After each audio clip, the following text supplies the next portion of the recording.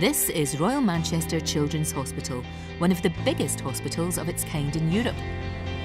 Coming up, will 15-year-old Abbie finally be free from years of pain? One day if I could just walk without crutches, even if it's just for 5 minutes or something, I'll just be grateful. Doctors try to get to the bottom of Hadi's worrying cough. Oh, damn. And has 3-year-old Marlon's bump to the head led to something more serious? Look up here.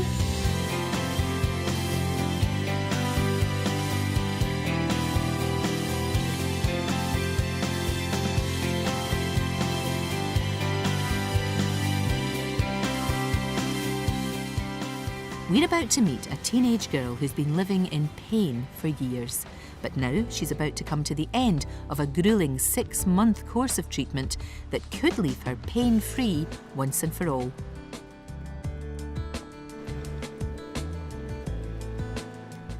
"15-year-old Abbie is being put through her paces by the physiotherapy team down in the hospital's state-of-the-art hydrotherapy pool. Go, as fast as you can, well done!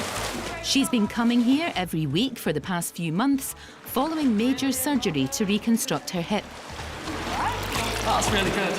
I'm always pleased with Abbie's efforts. She works really hard, and today especially, it's been a great session. Before her operation, Abbie had been living with severe pain that had left her virtually unable to walk. I didn't go out with my friends. I could hardly walk up and down, stairs in school. I could just get off the couch being in so much pain that I just collapsed back again. So I couldn't really do anything. Great job, Abbie. Well done. Done really well. I just put it down to growing pains, but it dragged on and on. There was some days when she just couldn't walk at all. Abbie's family carry a gene that makes them susceptible to cancer. Her mum Sharon is battling the condition and feared the worst for Abbie. I've had 2 children that have had the cancer already, and I thought, oh no, not the 3rd time. This can't be happening. But after numerous tests and investigations, doctors discovered Abbie's pain was due to a hip disorder which had caused the top of her thigh bone to slip out of place. I did feel relieved, but then I was still scared of, are they going to be able to fix it? What's going to happen in the future and stuff. Abbie was eventually referred to the Children's Hospital, where orthopaedic surgeon Mihalis Senios was able to offer the right course of treatment. Abbie has a condition that we call a slipped upper femoral epiphysis. This usually happens in adolescence, and it's a result of rapid growth. The head of the thigh bone should be lying on top of the neck of the thigh bone, but it's clearly displaced in Abbie's case, which means that there is no stability for Abbie to walk on, and it's extremely painful. 6 months ago, Abbie had surgery to put her hip back into place. Mr. Zenius then attached a metal frame support above and below the joint to release pressure from the hip to allow it to heal. It's taken a lot of getting used to. Oh! I've got 5 pins, and these 2 top ones are going right in my pelvis, and then these 3 down here are going right through my bone to the end. You can see I've had to cut all my pants and knickers to accommodate my frame. But after 6 months of living with the frame, the time has come to see if it's ready to come off. I'm scared. You're bound to be scared. The main concern really is to get Abbie sorted. So in a way that's helped me cope with my illness. We've both helped each other out. It's down to Mr. Zenios to decide if it's the right time to remove the frame. Okay, can I just bend your knee, bend your knee? That's pretty good. Do you think it's done its job? Because I don't feel like it's strong enough yet to be taken out. Well, I think we had it on for as long as we can. I don't want to leave it there for too long because you could get problems with infection, pain from the pin sides. I think it's time to remove it and take it from there, really. Okay. I am nervous. I just don't want to go back to not being able to walk. I don't think I'll actually believe it till I see it, really, until I can get out of bed and put some proper knickers and pants on. Abbie will have an operation to remove the frame in a few days' time. But how well her hip has healed will only be known once the frame has come off. Go. Meet 8-year-old twins, Hadi and Thomas. I'm Thomas. The twins were born with Down syndrome, a genetic condition caused by an extra chromosome.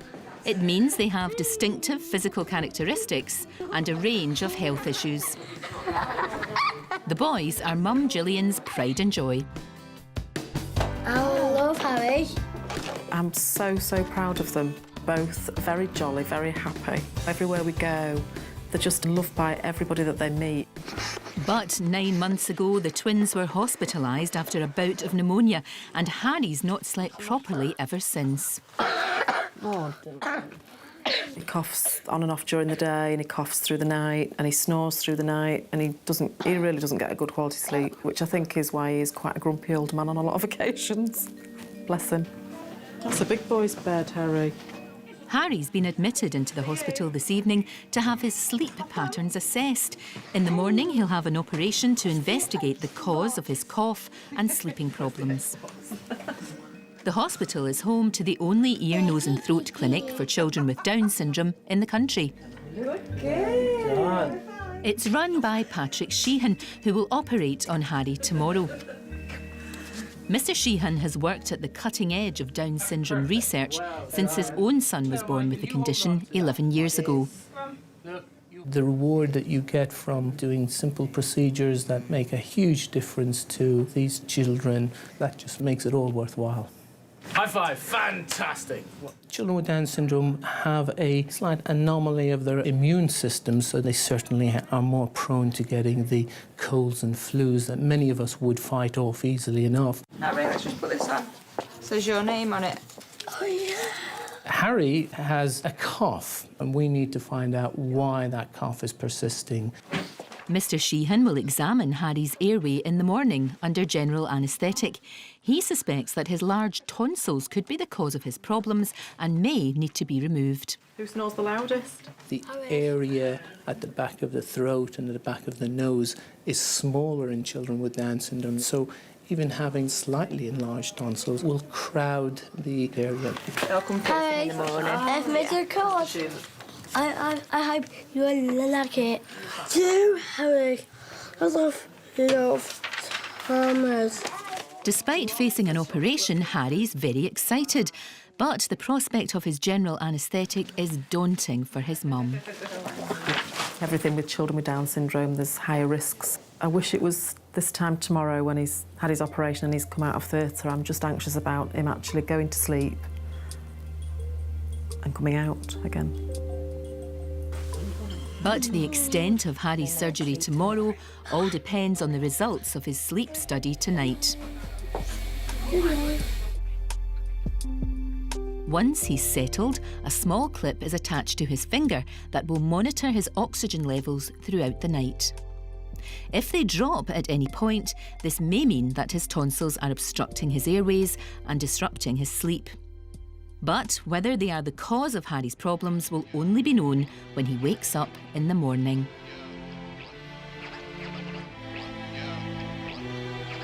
"15-year-old Abbie's at the hospital today with her mum Sharon for an operation that could change her life. Following surgery to realign her hip 6 months ago, she's been living with a large metal frame screwed into her bones. The frame's been taking pressure off her hip, allowing it to heal. But the time has finally come for the frame to come off. I just want to feel like a normal teenager again. One day if I can just walk without crutches, even if it's just for 5 minutes or something, I'll just be grateful. Hi, how are you? Okay. The frame will be removed today by orthopaedic surgeon Mihalis Zenios. The operation is relatively straightforward, but it's not without risks.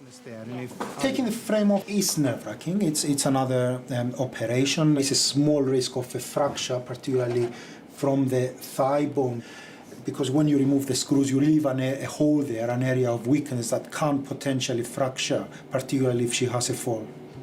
Okay. It's an anxious time for Abbie and her mum. Is it just going to sleep? Everything. As a mum, you want to be in her place. You don't want her to suffer. I think it's the uncertainty. Has it worked? But it will have worked, won't it? You've got to put your trust in somebody else in these situations. There's nothing you can do. It is out of my hands. Let's give her a kiss. See you later. Now Abbie's safely asleep, the operation to remove her frame can begin. If her hip has healed well, her months of pain could finally be over. This is Royal Manchester Children's Hospital, and for the past 6 months, 15-year-old Abbie has had a metal frame screwed into the bones above and below her hip. Today, she's having it removed. The frame's been taking pressure off her hip bone, allowing it to heal after major surgery. It's orthopaedic surgeon Mihalis Zenias's job to remove the frame and see how well her hip has healed. A big moment for Abbie. I think it serves its purpose and it's time to come off. If the frame's done its job, Abbie could walk unaided and without pain for the first time in years. I just want it to work for Abbie. Have the link here, please. Mr. Zenios begins by removing the frame that holds all the pins in place.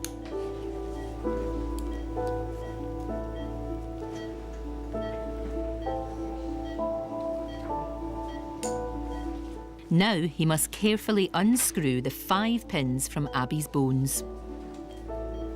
Because holes will be left in the bone where the pins have been, the risk is that they could fracture at any point. All the pins are out now. With the pins safely out and Abbie's bones intact, Mr. Zenios can now check the movement of her newly aligned hip. I think that's reasonable compared to where we started. It's, I would say, about 70 degrees, and I'm hoping that it will improve with the physiotherapy. But that's fine. Overall, I'm quite happy with the range of movement she's got now. It's certainly better compared to where we started, and I'm hoping it's going to improve. The operation's over in half an hour. Time for Abbie to be reunited with her mum. You okay? Yeah. You're not in a lot of pain? No. It's all over with now, isn't it? What's missing? Definitely off. It's definitely off. Yeah. I just feel normal again. You feel normal. Oh, so relieved, so relieved. I love you. I love you too. It will take a few weeks before doctors know how well Abbie's hip has healed and if she's on her way to a pain-free future.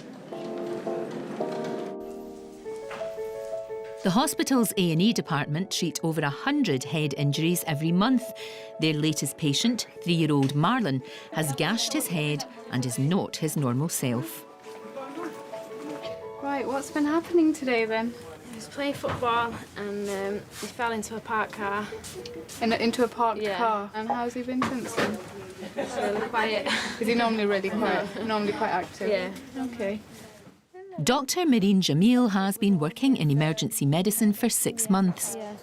When a parent tells me that the child is not their usual selves, that is quite a big concern because it may be a marker of some severe underlying injury that needs to be assessed further. So we need to really take this on board. Can I have a look at your hands first of all? Before looking at the cut, Dr. Jamil tests Marlon's reflexes. Good boy. A bang to the head can affect the body's ability to see and move properly. Look up here and down. That's good. Touch Mummy's hand. Good boy. Can you smile for me? Give the lady a big smile. Oh, you are very shy, aren't you? Oh, there we go. Saw a smile then. Happily, the tests have established there's no serious head injury.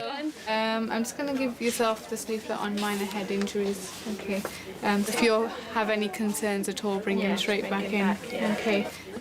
With the worst-case scenario ruled out, staff can get on with treating the cut on Marlon's forehead. Luckily, it isn't too deep, and staff nurse Danielle can close it with glue. Yeah. Cover your nose so it doesn't stick. There's a good boy. So that's closed, lovely. Well done, young man. Would you like some stickers? Mum can now breathe a sigh of relief, and Marlon's proved he's a tough wee guy. Yeah, thanks. Yeah.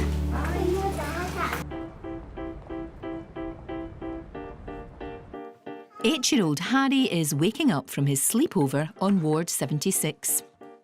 He's had a persistent cough and disturbed sleep for months, and consultant ENT surgeon Patrick Sheehan will be operating today to find out why. Hiya. Hello, little man. Last night, a sleep study was carried out to see if his large tonsils were the cause of the problems, and Mr. Sheehan has the results. Good news. I think we can suggest that he doesn't need his tonsils taken out. What I'm going to do is look down his windpipe to see why he's getting the cough. We're not going to do anything with his tonsils. OK? It's great news, but Harry will still need his airways investigated under general anaesthetic, which is a real worry for his mum, Gillian. OK. I just feel very anxious at the thought of him going under anaesthetic and going to sleep, and hopefully it just all goes well. The time has come for Harry and his toys to go to theatre. Want to jump up on here, Farmer? Ah, Buzz Lightyear, find out where. Harry's given an anaesthetic gas via a mask. A pig goes, meow. Can you open your eyes for me? Good night then, Harry. Do you want to give him a quick kiss for me? OK. Time to go now, Mum. Thank you very much. Thanks very much. Now Harry's asleep, Mr. Sheehan can begin the examination. OK. So we're looking at the trachea, the windpipe, and it looks a little like there's a little diameter reduction there. And we're going to look for the movement of his vocal cords. And we should see those white structures moving out. And you can see that as he's breathing in, his vocal cords are starting to move in an outward direction. I'm happy they're moving both sides. That's lovely. We don't worry about that. Excellent. Thank you, everybody. The procedure's over in under an hour, and Harry's safely back on the ward. All went well? OK? Longest hour of So there was no evidence of a foreign body, you know, inhaling anything. Good. The airway structure looks normal, apart from that little bit of a narrowing at the lower end, but that's nothing to worry about. Absolutely, otherwise it is perfectly normal. So I'm happy with it. Oh, good. OK, let's see if the cough persists. If it persists, then we can investigate him further. Go home later on today. Oh, can I? Oh, good. Are you going to give me a high five? I haven't cured him of his cough today, but I've certainly been able to reassure Mum that there is no major condition or problem in his airway, and I'm very hopeful that his cough will improve with time. It's relief all round. How are we feeling, Harry? Better. You feeling better? Yeah. Mummy's happy. Mummy's just happy that Harry's better and we're going home, and that you're fine. Yeah. Harry will be back at the hospital in a few months for a checkup, but for now, he and his toys can head home to twin brother Thomas.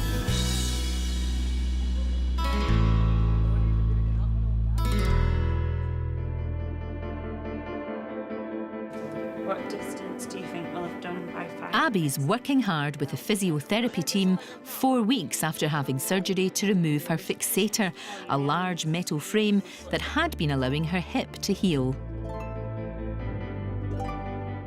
Before her operation, Abbie was in severe pain and could barely walk. But now she's determined to get her life back on track. Abbie's doing fantastically well. It's a very long process to relearn to walk again. With Abbie, it's her drive and determination that gets her through. But whether Abbie will ever realise her dream and walk without crutches again all depends on the success of the operation. I am a bit nervous today, just to see if it's done its job, if it's worked, if it's made my hip normal again. It's not just me it's affected, it's the whole family, so hopefully it'll work out. Hi, how are you? Okay, yeah. Orthopaedic surgeon Mihalis Zenios has the results of her latest X-ray. How's your pain? It's been loads better. Yeah, loads better. I'm delighted that your pain is better. From what you can see, that's where the head has slipped before and is now healed. So the fixator's done its job. The fixator and the screw have allowed the hip to heal, and that's what we are hoping to achieve. Okay. The next stage, Abbie, is for you to start walking without any crutches and carry on with your physiotherapy as you're doing at the moment. You have to remember that this has to be a gradual process. Yeah. She's definitely in less pain now. She's able to walk much better. Comparing the first day that I've seen Abbie to now, I think this is a completely different person. Just glad that it's done its job and my hips strong and stayed together. So I believe now that I can walk without crutches. Very, very proud. Can't you see the smile on my face? So proud the way she's coped. With a bit more physiotherapy, doctors believe Abbie will be able to walk without her crutches in the next couple of months. She can now start to get on with her life and look forward to a future without pain.